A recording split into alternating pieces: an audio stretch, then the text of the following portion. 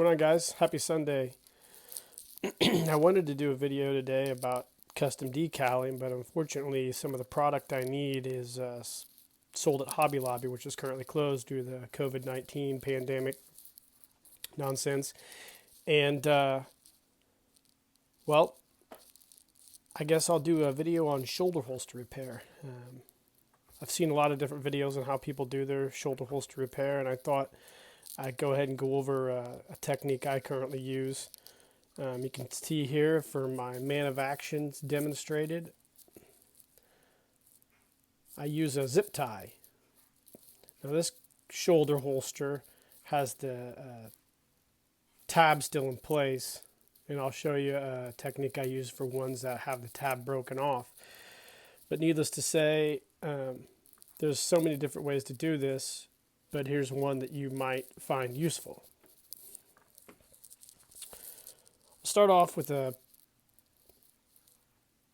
8-inch zip tie, black preferably, and then I take a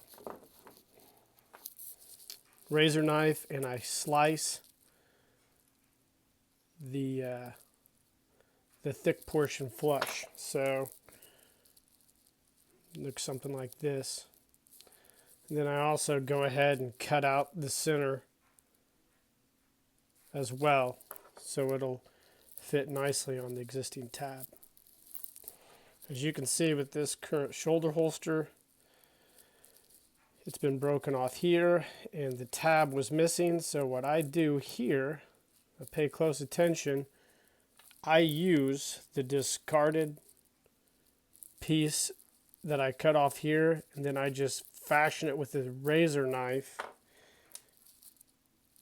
and then I cut it and fashion it so it becomes its own clip. Then I take a small jeweler drill. You can get these on Amazon. You can see over here I have my whole set. There's a ton of bits. These aren't very expensive. I drill a small hole in here. I insert this tab into the hole. Then I take my Cohiba triple beam butane lighter. I heat up the end of this X-Acto knife, and I basically just melt this into the back so it stays nice and tight. It's important to make sure this is secured properly before you do anything. So then basically when you bring this around, it hooks just like the old shoulder holster will.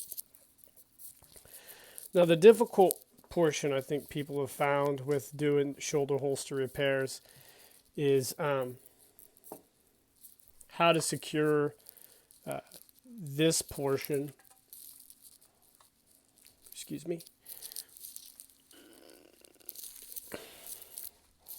how to secure this portion to the holster.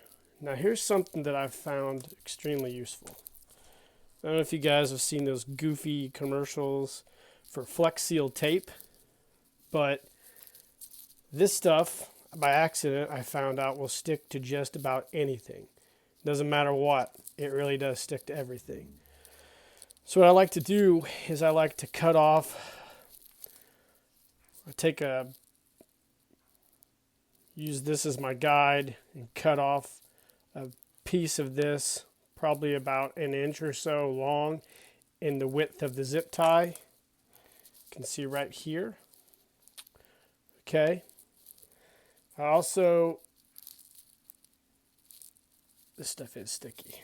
I also like to take heat shrink tubing. So I take the tubing, slide it over the zip tie, and take our holster. And this is the piece that I've cut already.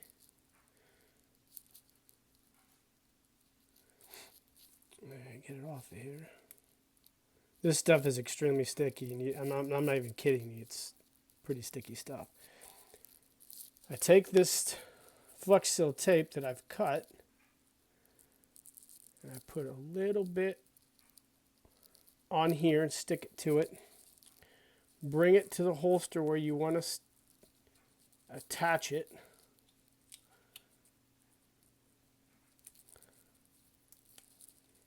fix this again. Got a little too much on there.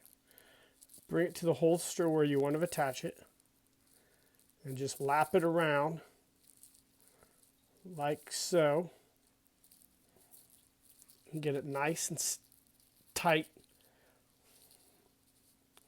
Bring that heat shrink that we put down on there. And then I like to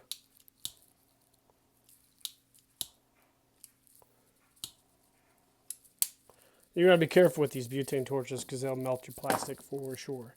So that's how I attach these. Now I'm going to let this heat shrink cool. But this stuff literally sticks to everything. You can see if you have an old G.I. Joe holster just with the tab broken off. So this is broken. You got the existing tab. I've taken the old G.I. Joe shoulder holsters that have come apart and did the same thing, So this is the existing belt that came with the shoulder holster, and I've just used that Flex Seal tape, looped it around, and then heat shrinked so the integrity of your holster is preserved, and you still have one that looks pretty close to the old one. I mean, it doesn't look perfect, but if you have an old G.I. Joe and you don't want to discard these shoulder holsters, this is a really easy way to fix them. But using the zip tie as a replacement is also a really easy thing to do. Now, they go pretty well around these guys. I mean, this is one that I've done using, like I said, the existing tab that was on the shoulder holster. I'll take this off and kind of show you what it looks like. So yeah, it's not bad. I mean, it's not perfect, but like I said, a lot of people have these. You buy lots of G.I. Joe stuff, and you'll have these discarded pieces, and if you want to keep them and use them, you can obviously use these zip ties or whatnot. But I really recommend the Flex Seal tape. I mean, this stuff it's pretty bulletproof. It works really well. This is the first time I've tried this on this guy here. Today was the first time I made a tab out of the existing zip tie, so we'll see how it attaches. There you go. So there we go. Pretty cool, huh? Pretty easy thing to do. If you got a little spare time, a little bit of know-how, you can make your own belts for your shoulder holster, or repair the ones that you had. So my Man of Action, my talking original Man of Action, we'll hold those to the side, and I want to show you guys something else that's pretty cool. How many of you guys have got these crummy Dynamite knockoffs from the 60s and 70s? I think a lot of people probably get these. I see a lot of people try to do their Spy Island sets and throw these in there and say it's all original. Well, it's definitely not, because anybody knows that those Spy Island Dynamites are they look like a Foster's beer can. So I have a ton of these. And what I like to do is when I take apart electronics and whatnot, I like to keep all the wiring.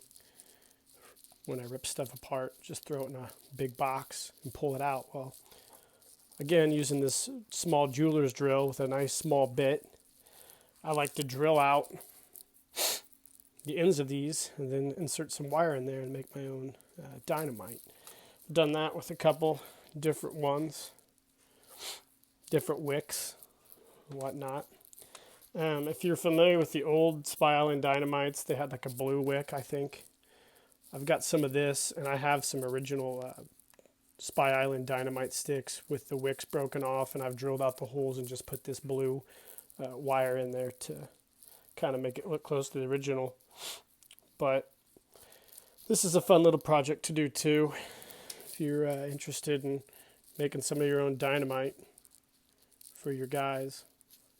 I do this a lot with the knockoff stuff. I like to kind of mod it up. I mean, it's definitely not original, but it looks good if you're doing a photo story and you want to pull out a real quick stick of dynamite to blow something up. So anyways, guys, that's what I got for you today. Sorry about the decal video. When I'm able to get some product, I'll be able to really do that demonstration. I can probably do a video on how to make the decal, so I might end up doing that. It's going to be a little involved because it's going to involve me shooting some computer shots. So yeah, I might do that here in a week or two. But anyways, in the meantime, hope you guys are having a good time and staying safe out there. Hope you enjoy the page. Like and subscribe. Check out my Instagram accounts, skunk_works74 and Toys and Brews. And my other one's jshear74. It's my personal account. So I look forward to hearing from you guys, and I hope you enjoyed this tutorial. Cheers.